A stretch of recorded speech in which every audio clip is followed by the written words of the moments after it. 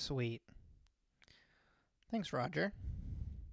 I hope noise is coming through okay. It looks like my mic level's good. I will take a little bit of a thumbs up in the chat if everything is okay.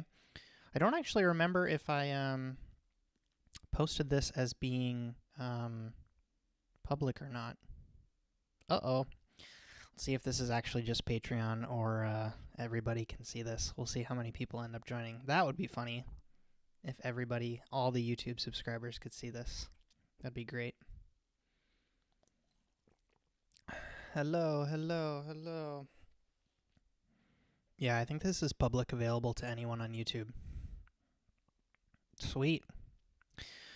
Well, the replay will only be available to Patreon subscribers. How about that? This will just be a general hangout. General hangout for everyone. The frustrating thing is one of you folks sent me through a thing of questions, but like your questions did not attach. Thank you, Rusty. Thank you, Roger, on the married well wishes. It's all good. I really like this software because I can do that. It's all good. So yeah, there's a couple people in here. I guess for subscribers who are not supporters on Patreon or are just not YouTube members either. If you are a member, or if you want to play around with being a member, I actually had a friend of mine who's a graphic designer do some really awesome emojis. So there's one of my face. There's one of a Damascus knife, chef knife, with a red and black handle, which is really dope. And then there's one that we're working on that's like a series of vegetables on a skewer. And so the idea being that you can like make a string of emojis, and I unlock more emojis as I get more members. So yeah, if you definitely want to take your support to the next level, I mean, this is like honestly way more than enough. Shout out to everybody who's watched This Place Called on GA. And especially if you stuck through all the way to the end to see my interview with Rohit, because that was crazy awesome. And I feel like that's what a guy like Anders Husa does really well with his like going out to eat videos. And he's really inspired that a lot in me to not just make it about the meal, but to take it a step beyond that, because that's never been something that I've been excited about with like This Place Called episodes, where I don't want it to be like, I don't know, I feel like we've all seen going out to eat content where people put things in their mouth and they say, it's so good, and that's the content. Like, that's not exciting to me. And so, you know, anything I can do to take it a step beyond just showing, of course, the story of the place and what their ethos and their philosophy and what makes them different and what it's actually like to go to those places. Because even in times like now, I feel like, and that's why I included that in my email newsletter this morning. I'm thinking about doing another road trip with my friend John, because I just think that if people are stuck in a place where they can't go travel, like a lot of people's vacation plans got botched this year, I think it's such a no-brainer to produce some fun content that is not crazy risky, where I'm like, I'm not saying I'm going to go to a food festival or go to a big music concert and put anybody at risk, but I think, yeah, I think that would be a cool piece of content. Let's see. What do we got here? Question from Digital Canine. Going to culinary school in Japan and Korea later on, and was wondering any tips on culinary school. That would be great. I heard a great podcast interview, and I linked this up in the newsletter as well. And so if you aren't signed up to my email newsletter, I highly recommend it, number one. Number two, you can find that at justinkana.com/newsletter. Shameless plug. Someone told me the other day that they drink 5 LaCroix a day, and I just couldn't handle it. Culinary school tips. So the interview I was referring to was this one with Seth Godin on Tim Ferriss's podcast, and he articulated the difference between education and learning. And it's a free episode. It's totally worth your time to listen to. But I highly, highly recommend it because there is a difference. It's the same when people talk about the difference between hearing and listening. Education and learning is, there's so many little variables that he talks about that resonate so hard, when he talks about things like, will this be on the test? That type of question. And he explains that that is a contract that you make with your instructor to say, I will memorize this in the short term in exchange for an A in that moment when it comes time to take the test. And that's not learning. But for so many people, that becomes their education. And so definitely like keep those kinds of principles in mind. Like, what are you actually learning in this experience? Number one. Like, what lessons could you take and either teach that to somebody else or develop, like actually say that these are tangible skills that you can offer to an organization to get something like a job, or launch something of your very own. I think that those are very valid reasons and kind of things to push for in culinary school education. But the other thing that I think is super underrated, and I've covered this in videos before, is networking is your greatest asset when you're in the student mentality, in that student stage of your life.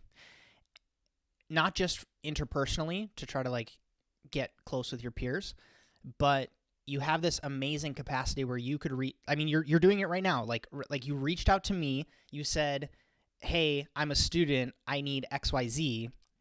And so many people can empathize with that because so many of us started at zero, right? Like we started as students. We're all still students, right? So everybody can resonate with that. And so I find that the student card, by playing I can't play the student card anymore. I can play the, I can get you a little bit of exposure. I can play the, I want to introduce you to my audience. And that's what I mean by like, get you some exposure. I don't think I'm hot shit, but I do have an audience. That's my leverage piece. Coming from, it's a humble card that you're playing where you're saying, I'm just a student, And so that can often get you, like I said, advice. I would get into events when I was a student. Like I went to the James Beard Awards in Manhattan 2 or 3 years in a row because I was willing to volunteer as a student. And that's like the first time I ever saw Bonjwing Lee. I worked with Paul Kahn at his station when he was like doing dishes for that kind of thing. I got a free copper all-clad pan because I met someone and she was like, oh, you have this dream. You're a student and you're going to culinary school. Take this all-clad copper pan, because I was a student, So any kind of moments like that you can take advantage of while you're a student, because when you're in it, it seems like that's just normal. But for anybody that has moved beyond culinary school, they can attest to the fact that that stage in your life ends. And yeah. What other questions do we have here? I do want to check and see if my friends. Nope, not there. We're gonna do the Misen knife giveaway as well. Let's see. Let's add this to the broadcast here. So Victor asks, what place do you think would yield the most interesting story by a chef/owner when visiting? I really would have liked to have interviewed Dan Hunter at Bray, only because I think his singular he's been so narrowly committed to this idea of what Bray is for so long. And he could have completely flipped the other way and been more like Peter Gilmore in the Australian chef scene and partnered with hotels and done a cookware line and done TV show deals and all of that stuff. But he was just so singularly focused on amazing quality product and just developing conceptual dishes and serving it in an environment that just it's so Blue Hill French Laundry-esque, but it's in, this little town in Australia. And so I really, really would have liked to have interviewed him for a longer kind of experience, just to get some insight into why he's so singularly focused on a project like that. Because I think it's so simple in a sense, where it's not convoluted and it's not about money and it's not about fame or stars or what. And maybe part of it is for him. Maybe part of it is about fame. And he feels like that is the most direct avenue for him to get some element of notoriety is to do a project like that. But that stands out. Zayu Hasegawa from Den in Tokyo. I really, really, really enjoyed that meal, and just the way that he thinks about hospitality, I think lends itself to him providing arguably one of the best counter experiences in Tokyo. So definitely, and I know that there's like a little bit like he kind of will speak English sometimes, but I need a translator for that conversation. But I think to sit down with him would be really, really cool. Who else? I'm always keen on, and I wish people would do this more. And I know that with traveler restrictions, it's a little bit hard to put those requests in, but like, I would like to get to a point with This Place Called videos where it almost becomes like I can go to a city for a week, I can get 4 podcast interviews done, 2 meals, and that's like 8 to 10 pieces of content out of that trip. So it's like 2 This Place Called dinners or lunches, like really high-end documented experiences. Each of those also comes with like a podcast interview with the chef, similar to what I did with Jeannie Kwan and Oriole when I went to Chicago that one time. And then it's just like there's a couple other interviews, and like maybe there's some cooking elements of it too, where like I can go into so like I met this guy Akshay. He's a chef of this place called Junoon in New York, and I had an amazing meal there with my business partner. Didn't shoot a TPC episode about it, but he took us downstairs and showed him their spice inventory, and he showed us all like their kitchen setup where they have these big commercial tandoor ovens, which is just so fascinating to see in a commercial setting because it's just not something I have experience with.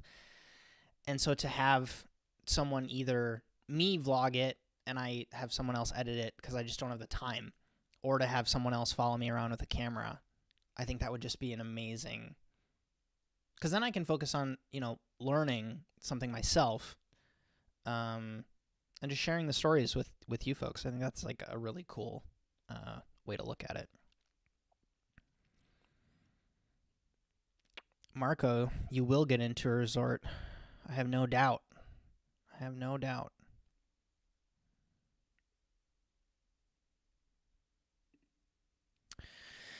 I guess define a food review, I've gone to Seoul, had a really good trip there. It was very short, unfortunately, and our itinerary was unfortunately planned for most of that time there. We were with the Visit Seattle team.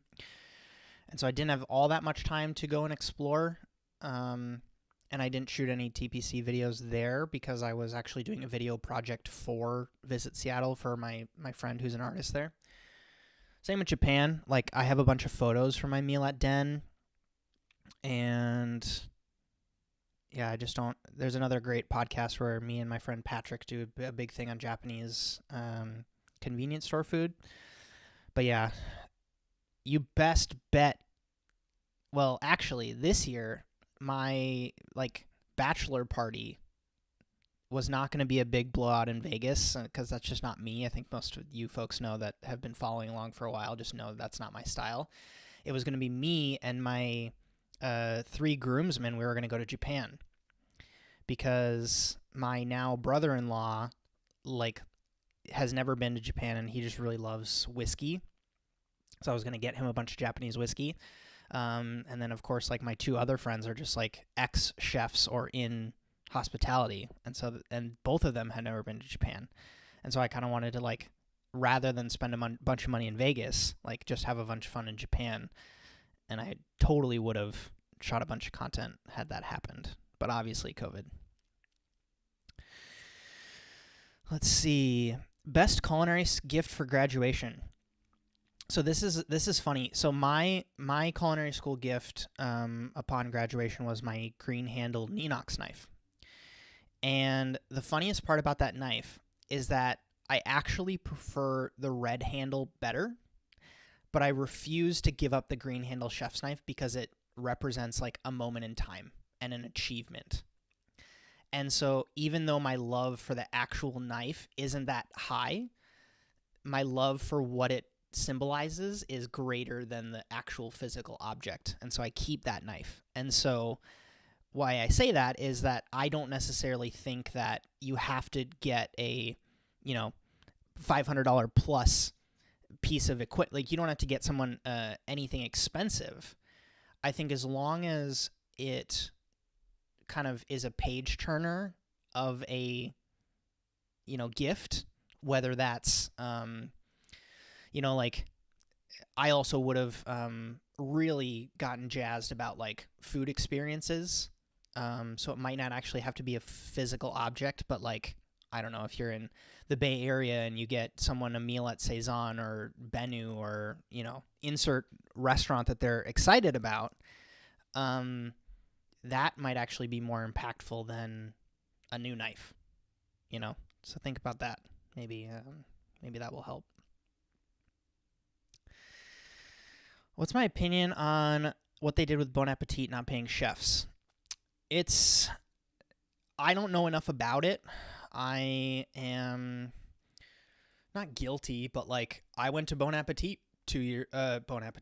Feast Portland 2 years ago, which is like heavily sponsored by and almost arguably run by Bon Appetit.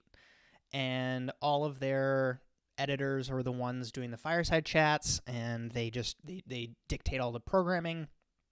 And so what I don't have a doubt about is that they are interested in the kind of food, hospitality, cooking more and spending time together kind of space. That I don't have a question on the morals of. But I just think that people, it's two things.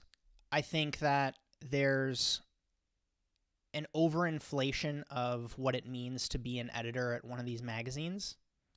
And when I say that, I mean, like, I think there's too much power that's given to these people in high power positions, where should that person have been making $300,000 a year? And again, don't quote me on these numbers, but like, I've heard that Josh Skeens at Cezanne makes a lot of money, like in that range of dollars, and he doesn't cook at the restaurant anymore, or at least when Laurent was there, like, there was that whole switch up. But it's like, but if that's the going rate for that type of a position, shouldn't they get that?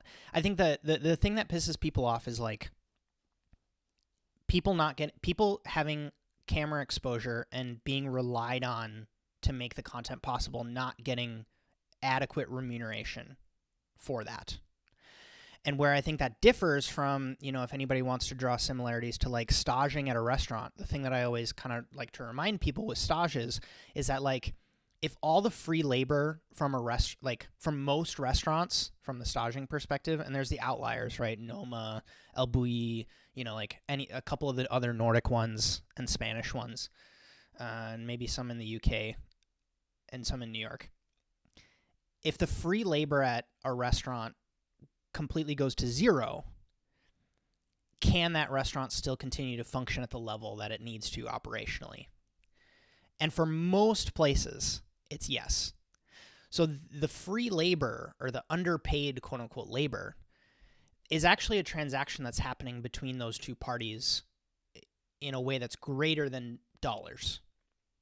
So the person who's staging at Jean-Georges for 3 months is actually taking a bunch of value from Jean-Georges, from the sense of like resume, experience, the techniques that they're learning, the connections that they're making, where they're then going to like use that referral to get a job at Blue Hill.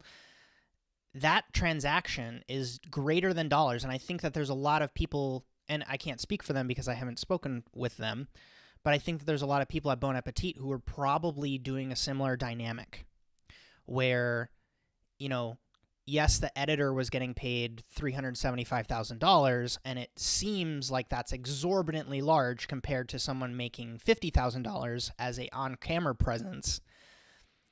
But was it understood that the getting in front of millions and millions of people actually then gives you the launching pad? Do you know what I mean? Like, I worked for, and so I think there's a little bit of like people see X dollar amount and Y dollar amount next to each other, and they're like, that's not fair. But you know what I mean? I hope that this is all kind of like making sense. Sorry, this is a little bit ranty.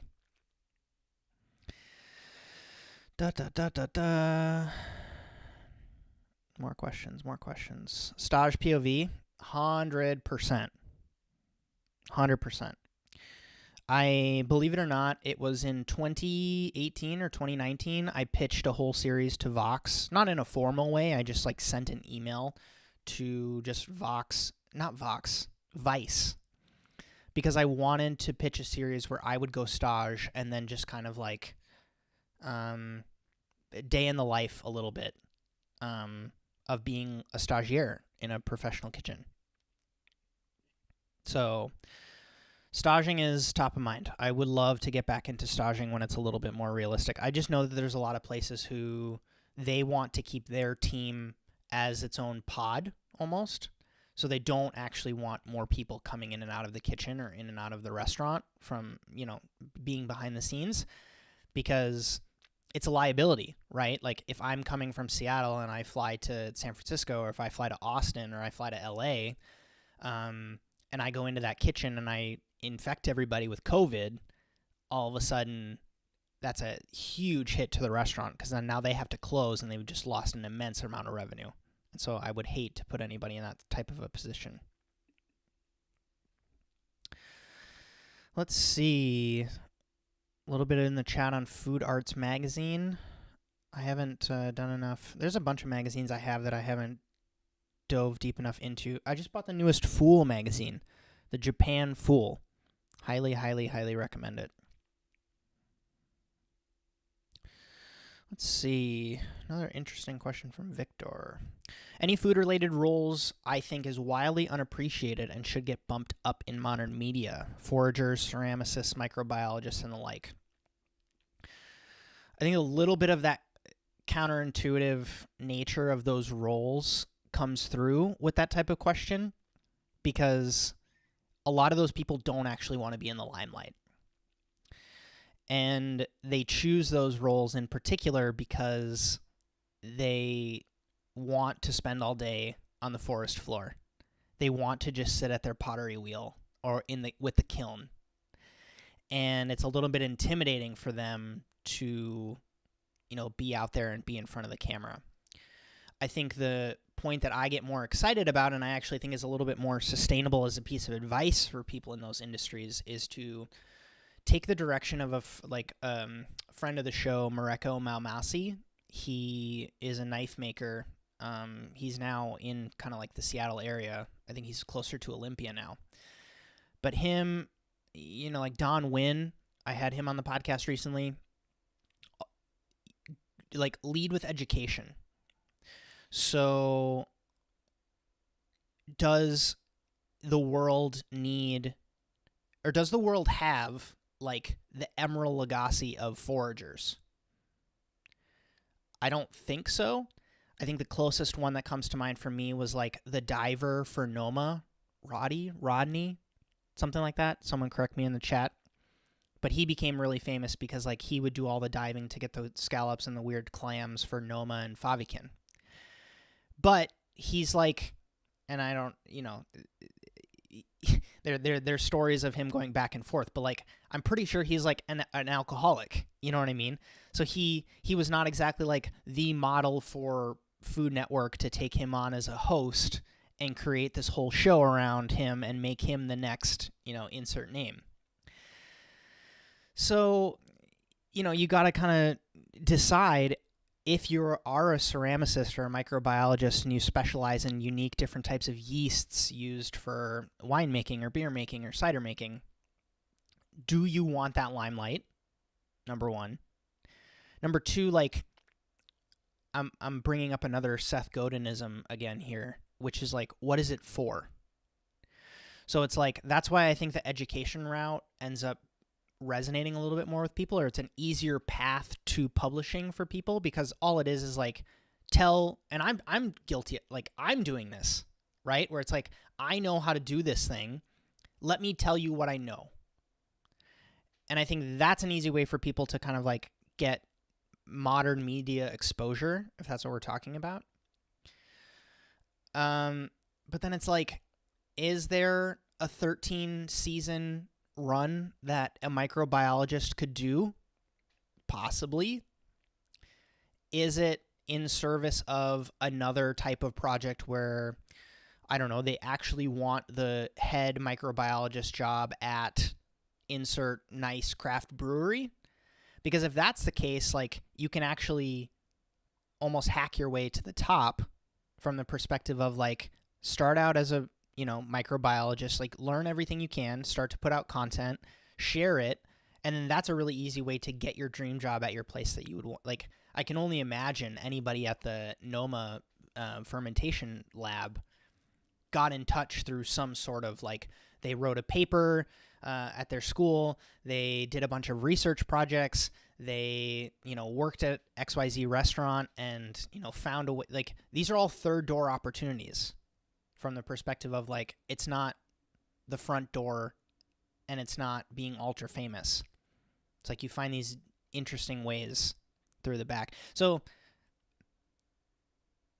yes, but what is it for? And is that what this person actually truly wants? Something to keep in mind. Let's see. Dude, Sachin, how's it going, dude? Pricing your services. Very, very, very interesting question.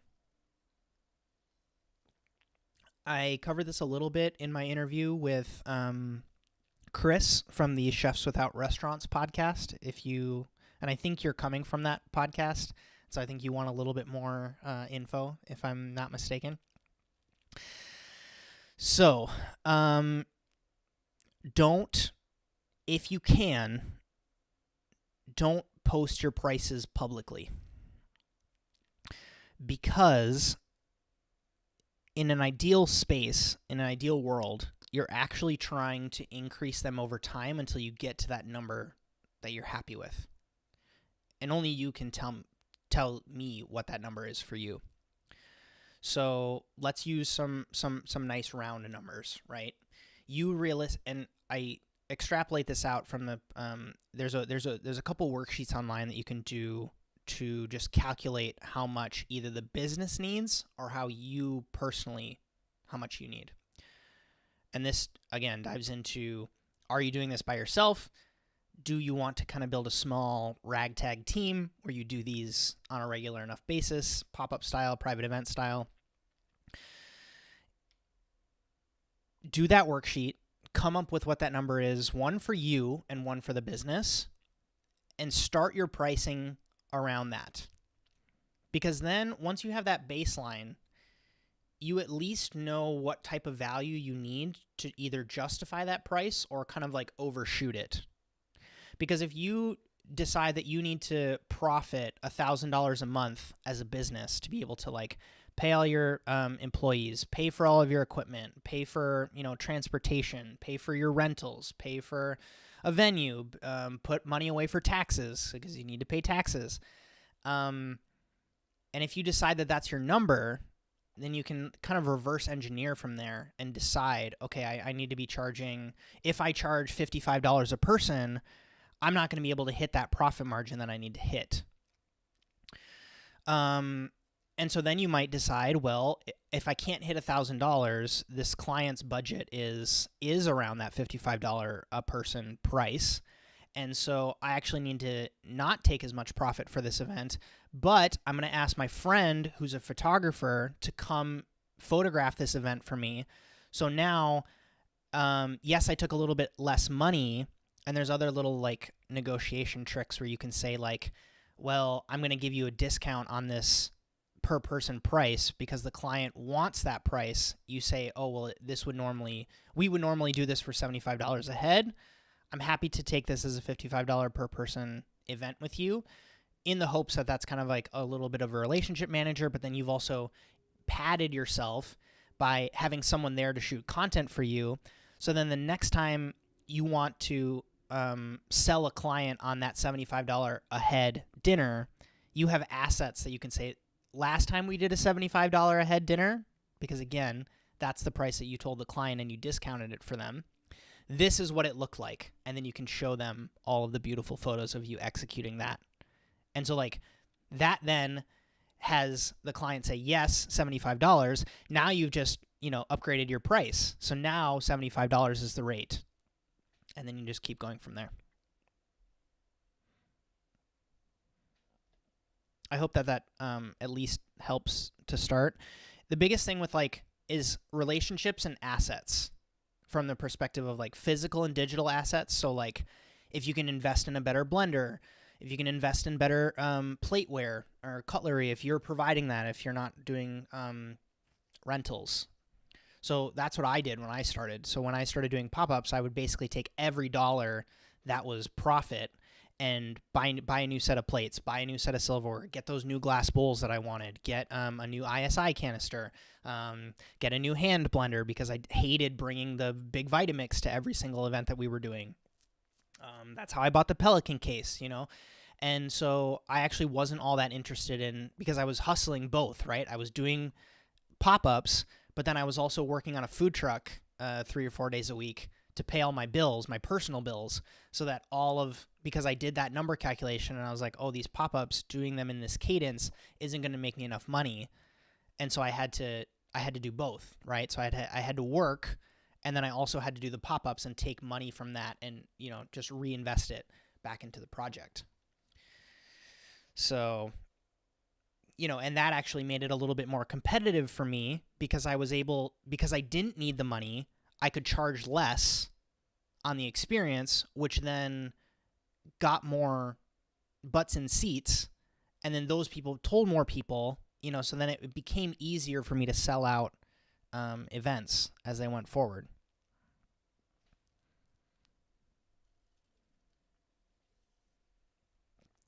All right, Ivan, interesting question. Is this office hours? Yes, so we're going an hour. So I've been on for 33 minutes, and I'm going to go for another 25 minutes, I think. And I do want to get to the Meeson giveaway as well, so don't let me forget that. Ivan asks, thoughts on grungy kitchen culture, drinking, smoking, 15 hours of work, and I'm proud of it vibes. Do you think that this kind of mindset needs to change, or this is how it will be? This is more or less the reason why I started content, period. Because it's just not me, right? I think most of you folks resonate with what I put out there because it's just not how I just don't preach that. And I don't like true cooks. I don't like, that type of mentality, exactly what you're talking about. It was just, I had a great piece of advice from an old boss of mine when I was working at a butcher shop. And he was working at Meadowood. And he gave me this advice and I didn't need the advice, but I asked him how he was able, because he started late in the industry. And I asked him something along the lines of, how were you able to progress so fast? And he told me, I just didn't do drugs. He's like, I tried to sleep 8 hours a night, and I didn't drink, and I didn't smoke pot, and I didn't go out after Saturday night service, and I was just able to be so much more laser focused than any of my other colleagues. And so when they would come in all foggy, I would come in prepared with the prep list I wrote last night. And so I would just smash things out. And so when it came time for someone to move up in the brigade, it was naturally going to be me. And so then he was able to move, and he was just like, this is a hack. That is a real hack, because it is something you can do to set you apart from other people. And so I always thought, and I didn't need this advice at the time because I was a little bit burnt out on working in kitchens, period, at that time. But it just so encapsulated why I was able to and again, I didn't progress in any capacity until I got to Norway anyways. But it's such a handicap. Why would you want to handicap yourself? Number one. And I tweeted this the other day too. Let me look up this tweet because reading it is really going to hopefully resonate for some of you, because this work mentality is, I just don't think it's productive. Let's see here. Sorry, guys. I'm going to find it.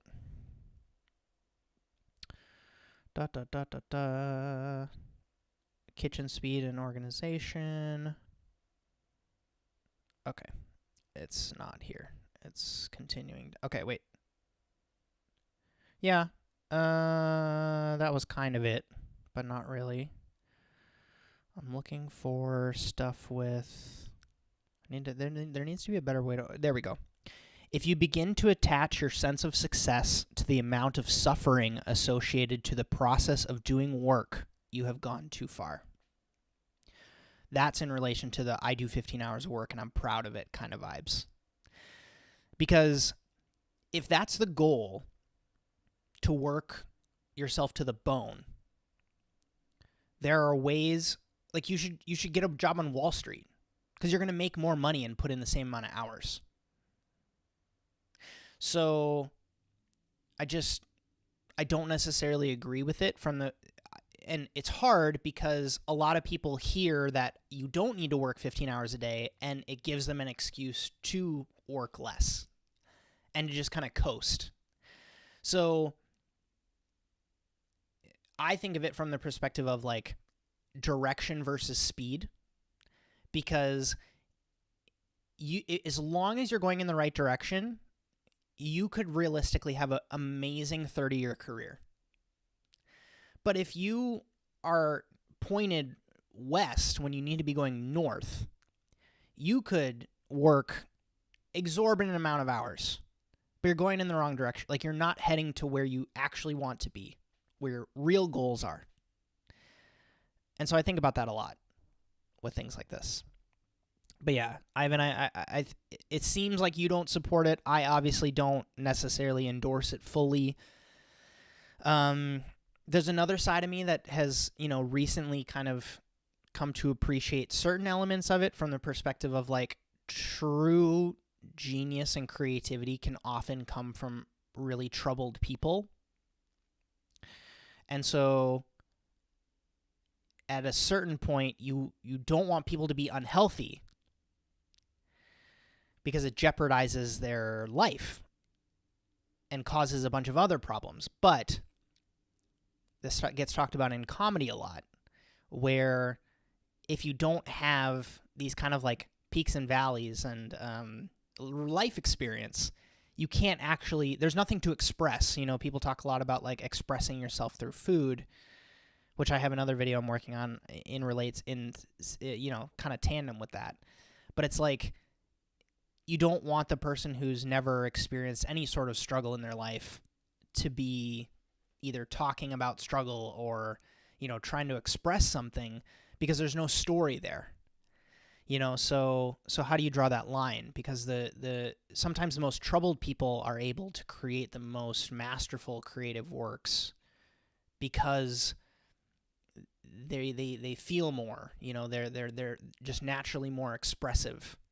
And so I think about that too, and that's only come into my mind recently as I've thought about like, I've been so disciplined in making sure that my life is more stable now, as I'm kind of like wanting to, settle down a little bit more in line with just getting married.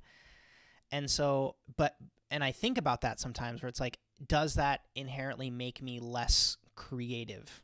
And I know part of that is like, I'm frustrated that I haven't been able to cook for people in person all year, basically. And so how much of it is that versus COVID, Let's see. Yeah, Sasheen, don't publish the prices. Keep them in private conversations with your client, because Chase Jarvis has this really great quip that he says, and he's a photographer. So he says that your $5,000 client will never be your $50,000 client. And so you are naturally going to have to scale up in your business if bigger ticket clients is the goal. The people who were paying $125 for a ticket to my pop-up were ultimately not the people who booked me my first $5,000 event. And that $5,000 event was not my first $30,000 event.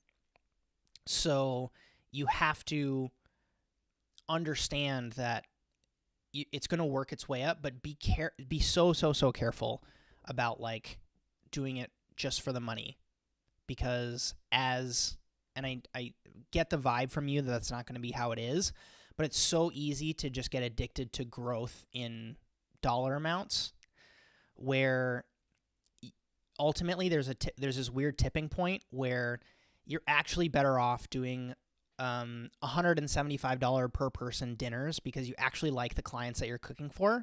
Whereas if you were to take the $350 a head dinners, you would actually be cooking for people that you don't necessarily resonate with or get along with, or you don't like, they have these ridiculous demands and you just constantly loathe going to cook for them.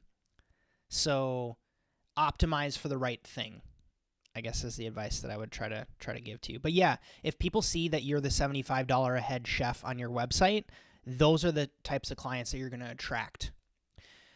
And the reverse, where if you always post that you're the $300 a head chef, someone might want to pay you $175 to do a dinner for them, but you're never going to attract them because on your site it says you're a $300 a head chef, and they don't want to lowball you. So until you figure out what the market is willing to pay for the type of food that you do, don't advertise it yet. Just keep it in a very pocketed thing. Just do it through private communication.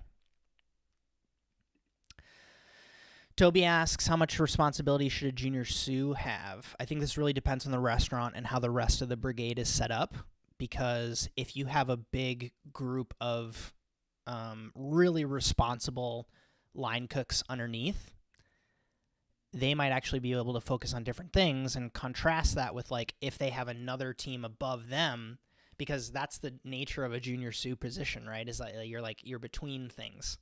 So you have your management team above you, and then you have the team that you're, either responsible for or leading underneath you. And so depending on how weighted each of those are, that dictates the responsibilities. And it's also like people delegate things differently. So if the owner thinks that the junior sous should be responsible for prep consistency, making sure that all the components of all the dishes on the menu are to spec and there's enough, and the inventory of what people prepped on Tuesday gets used by Thursday, that's the responsibility of the junior sous chef at this restaurant. But then the other restaurant might be all of the ordering is done by the junior sous chef. And so like very different job descriptions. So I don't think that gets talked about enough. What's in the job description? I have a friend who's he's starting a new job now, but he was going through the hiring process with a couple other different restaurants. And I really pushed him as he was going for sous positions to ask for a job description, and if there wasn't one, to work with the chef to create one. Because it seems like such a roll my eyes, it's an admin project getting a job description. But it's literally how you measure your success, is you match the job description to the work that you did last quarter. Do they match? Were expectations achieved? Did we make improvements? And if yes, that's a successful, you know what I mean? You're doing your job above and beyond expectations. So try to get a job description if you can. And if you're managing a team, think about giving your team job descriptions. It really, really helps. Victor, with the questions, dude. I love having you in here, dude. What aspect do I think food critics, big or small, don't take into consideration, but I really think they should? I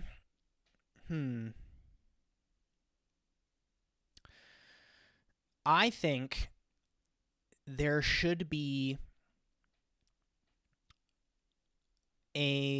so this is interesting. I haven't actually thought about this more in depth. So if I trip over these words, I apologize, because this is the first time I'm going to articulate this. I think there should be more genred food critics. I think.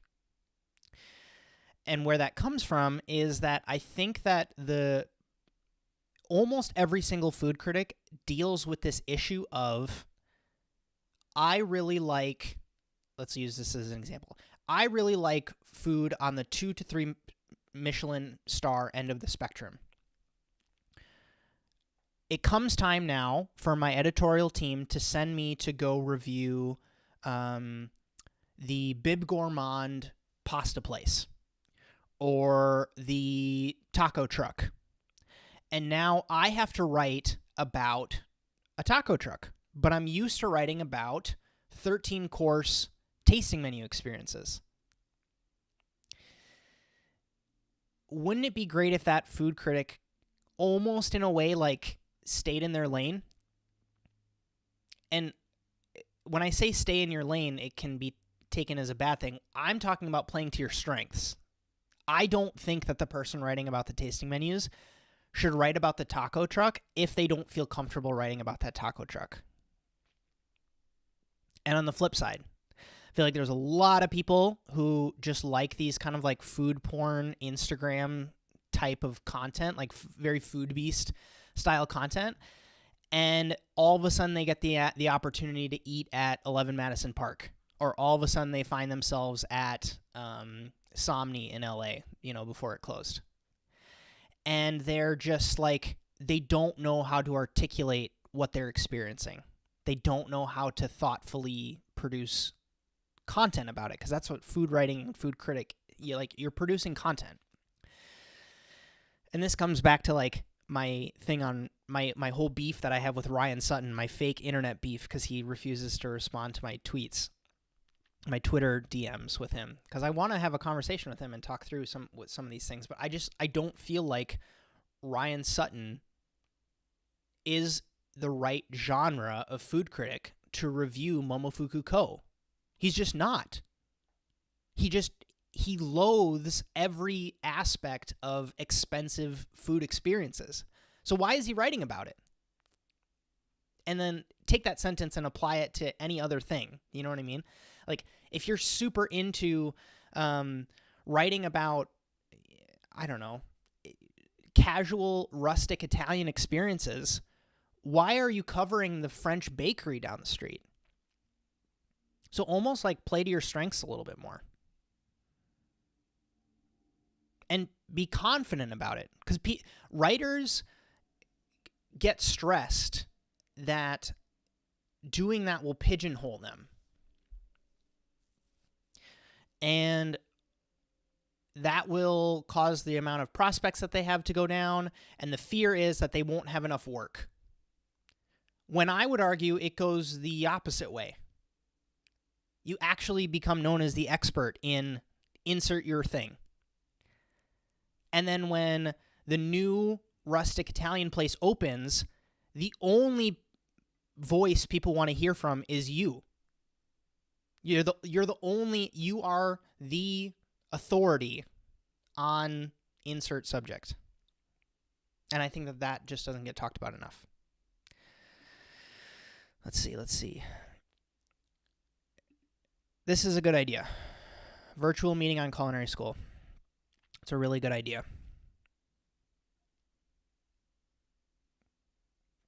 Let me put that on the docket. I'm literally going to put that in my my Notion thing. So in the meantime, if you want to engage on this a little bit deeper, go on my subreddit. So reddit.com/Justin Khanna, just all one word, and do a post where you say exactly the question that you gave to me earlier. And I can only hope I'll put it on blast so that you can at least get some eyes on it. I can't promise people are going to engage with it, but you're not the only one, right? So that's why I made the Reddit, because it's not a YouTube video, it's not a tweet, it's not linked to any social media. Reddit's very clean to me. And if the conversation is good, that post can live on. And so if other people search through the subreddit with the tag culinary school, they will find this thread that you made. Let's see. So what did you call it? Virtual meeting on culinary school. I'm going to put that in my list. Virtual meeting on culinary school. It's a good idea. I think that could provide a lot of value. I'm working on my course too, guys. That starts real development next week. Rod. Okay, guys, 3 minutes worth of questions. We're going to make these rapid fire. Do I think food truck or in vogue for a short period of time, or it's worth looking into investment for long term? It depends on the concept. Watch my video on pop-ups and ask yourself the question on concept. What is the concept and who is it for? If you can answer both of those adequately, and it's not even that it needs to be perfect, but do it in a way where you commit to a time frame, commit to a monetary goal, commit to like, I actually want a fleet of these and I want someone else to be the CEO of it and run the whole thing, and I just want to like be a partner in this style business. Like, come up with what the goal of that concept is and then run with that, because that's going to be a lot better than, I mean, if you're telling me that you need $100,000 to put into a brick and mortar space, I had a friend who I had on the podcast who effectively set himself up for that, and then COVID hit and whatever. But yeah, food trucks are great ways to test. Okay, JJ Show. I'm 2 months into working back a house. I'm learning from scratch. The chef is moving me up quick. How can I go about it with my coworkers without stepping on toes? Any other advice for new cooks? So stepping on toes is a common question. I think as long as you can do your work with the restaurant always takes precedence over your own ego, you're not going to have any issues. Because what happens with that, when you frame it like that, is that it becomes less about I'm getting moved up quicker, and it becomes more about my lobster prep is amazing today. My lamb sauce is the tastiest sauce this week. I want you to taste it. The guests are going to love this new, salad dressing that I created. And so when it becomes more about like the guests, the restaurant, the team, and less about like me and competing and stepping over you, that then creates something where nobody has ammunition against you. Because if they were to kind of like bash you for being all about the restaurant and guest experience and the quality of your food being good, that makes them look like an idiot. So they're not going to do that. So push for that versus trying to make it all about like either inflating your own ego or hurting somebody else's ego, because that's not the point. Yeah, it's big. It's bigger than that. And if you're moving up, like you're moving up, things happen sometimes before you're ready, and that's okay.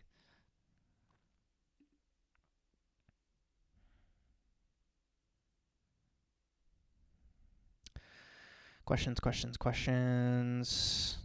John, I'm loving it. I'm loving having you here. Okay, let's do a random number generator. We're picking. What is a true random number? Okay, so random number. 1, 2, 3, boom. 3. Let me go get these knives.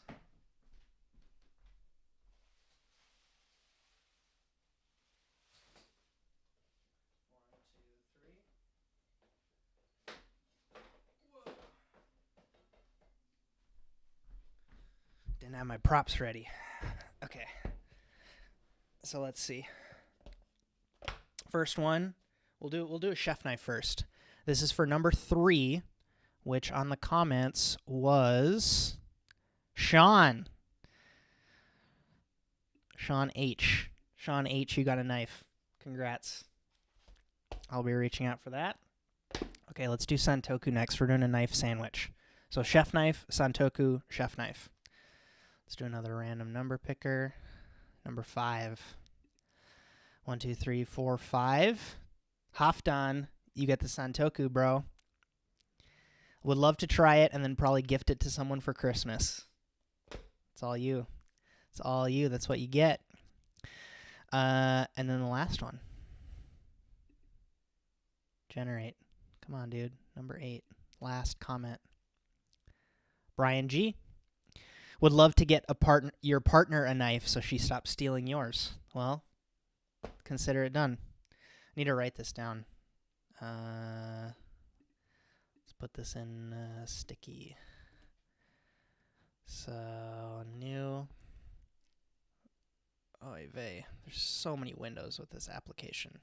Congratulations to the Patreon fam for winning some Meeson gear. So let's see. Sean H. Chef Knife. Halfdan gets the Santoku. And Brian G. wins the Chef Knife. I will reach out to all of you and get your information to get your knives. Okay, 2 minutes left. Japanese knives.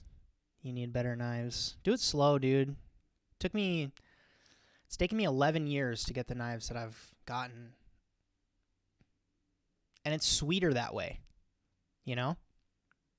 Like it means more to me that it took me a long time to get this collection versus if I would have just like if I would have maxed out a credit card to try to get a knife, or a set of knives, it actually it has more of a story to me. So don't be patient, because when you're starting off, you don't actually have that much money to buy nice knives.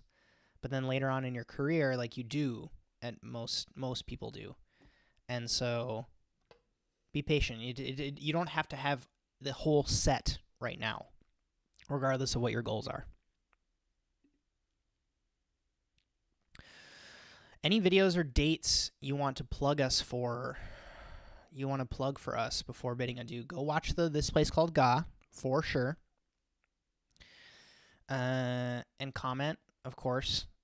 Let me know your thoughts on that and that kind of interesting interview format I did with that video. Sign up to my email newsletter because I'm trying to grow that. And as I'm talking about developing this course, those are going to be the first people that hear about the course. It's going to be people who are on that email list. So if you haven't done that, definitely do it. I do not, and someone can sound off in the chat if they do think I spam with my email newsletter, but I try to pack it with as much value as I can, and I send one every 10 days to 2 weeks, and it's just all the stuff that I think is dope. So discounts on stuff from Corin, amazing podcasts that I listen to that just go beyond what, is on David Chang's show or, insert food podcasts, things about leadership or mindset or creativity that I think can actually benefit you, because that's the stuff that I like to consume. And cool video games. And I talked about buying some Pokemon cards over the past couple days in that email newsletter, and fun quotes that I think are inspiring me right now. And so go sign up for that. I have a meeting after this with my editor, so I'm hoping to get into a great cadence with interview podcasts, because COVID has actually blown the door off of remote podcast interviews. Almost everybody has a nice mic now. And so the ability for me to do interviews and then take those interviews and clip them for YouTube actually is a great opportunity. So I'm wanting to invest in that more towards the end of the year. And so just make sure you're subscribed. And if you have any requests for podcast guests that you want to see come on, and I'm talking about I have a master list of my dream podcast guests that I'd like to interview. And so I'm completely open to hearing who you'd like to see on that list, because I'm going to go for it. I'm actually going to try to get I'm going to reach out to Harold McGee, and I want to have Rene Redzepi on someday, and I want to talk to Thomas Keller, because he has his new French Laundry Per Se book coming out. And so I feel like I'm actually positioned in a way where I would ask, hopefully, thoughtful enough questions that these people have either never been asked before, or I would probe a little bit deeper. Like that's what I did with my Max Shapiro interview that's going to come out in a few days, weeks. He answered a question on a podcast, and I didn't quite, it's not that I didn't agree, I just didn't think that he gave his full answer. And so I was able to interview him and then like probe a little bit deeper on that. And I think it makes for some really valuable content for you to watch and grow from and listen to. So, yes, Jack, at Justin Khanna, Justinkhanna on Instagram is where you'll find me. Please follow along with that. I don't post all that regularly, but it's a good place to stay in touch. And the real value for Instagram for me has been like you folks send me so many DMs, and it's awesome. John G., sign up. JustinKhanna.com/newsletter. Do it. All right, guys. We are right at 1 hour.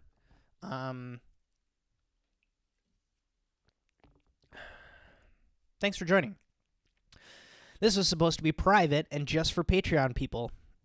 But we got the whole squad in here now. So that's great. Ooh, sorry. That was probably very loud. Okay. If you want more of these, I do these every single month. So I either log on, and if there aren't that many people, I just, it kind of has knife content, Jack. My Instagram, I'll post photos of knives. But that's usually when there's a review in the works. I don't think that Instagram's a great, for me, for how I like to talk about knives. I like longer form videos. Anyways, what was I talking about? Because you dig that. That's great. Yeah, so I do these every month on Patreon. And if you become a YouTube member. And so if you liked these kind of Q&As, you enjoy being able to just log on and, you know, it can become a mini coaching session if, you know, you log on and there aren't a ton of questions. Obviously, I'm willing to go deep in these answers. So hopefully that helps. Unfortunately, this is not going to live on as a public video because I want to make this exclusively for Patreon and YouTube members. So if you were here, good job on having the notifications turned on because you could actually see it. But if you don't see this video, it's because it's exclusively for Patreon people. So thanks so much for watching. Stay subscribed because there's going to be more content coming out very, very soon. I'm just excited. I'm excited to be here. I'm grateful for my health, and I'm hoping the same to all of you. So stay well. I'll talk to you guys soon. Have a good one.